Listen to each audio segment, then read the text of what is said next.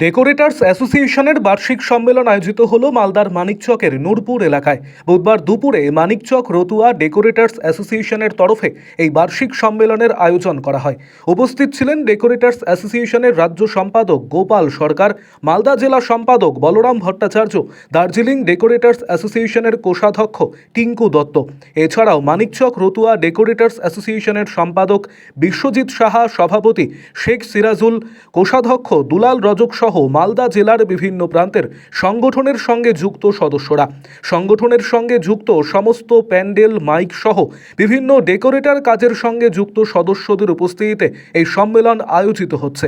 একে অপরের বিভিন্ন সমস্যা, বিভিন্ন অভিযোগকে কেন্দ্র করে বিস্তর আলোচনা হয়। পাশাপাশি কোনো সদস্যের দুঃসময়ে পাশে থাকার যাবতীয় বিষয় নিয়ে বিস্তর আলোচনা করা হয়।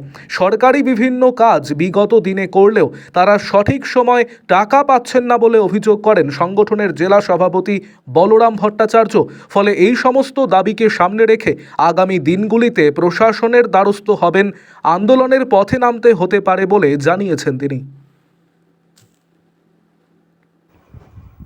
আরো আপডেট থাকতে আমাদের ভিডিও শেয়ার ও ফেসবুক পেজটিকে লাইক করে ফলো করুন।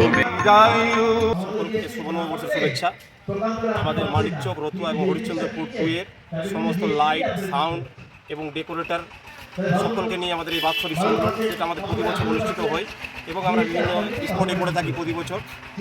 আমরা এই ব্যবসার মাধ্যমে একসাথে সকলকে নিয়ে আসতে পেরেছি এবং সকলকে আহ্বান জানাচ্ছি যে এই ব্যবসা করে আমাদেরকে আগামী দিনগুলো সঠিক পথে চলতে হবে। এই হচ্ছে আমাদের উদ্দেশ্য। আমাদের ব্যবসাটাকে কী করে পরিচালনা করতে হবে, সকলে মিলেমিশে কী করে কাজ করতে হবে এবং আমাদের রাজ্য সরকারের কাছে আমরা বার্তা পৌঁছে দিতে চাই। আমাদের কোভিডের পর থেকে খুব একটা অবস্থা ভালো নয়। সরকারের পক্ষ থেকে যদি কোনো রকম সুযোগ সুবিধা হয় তাহলে আমরা এই সবার মাধ্যম থেকে জানাতে চাইছি এবং আগামী দিনে আমাদের জেলা সম্মেলন রয়েছে, তারপর রাজ্য সম্মেলন রয়েছে, সেখানেও আমাদের কর্মসূচি। আপনার নাম কি দায়িত্বে রয়েছেন?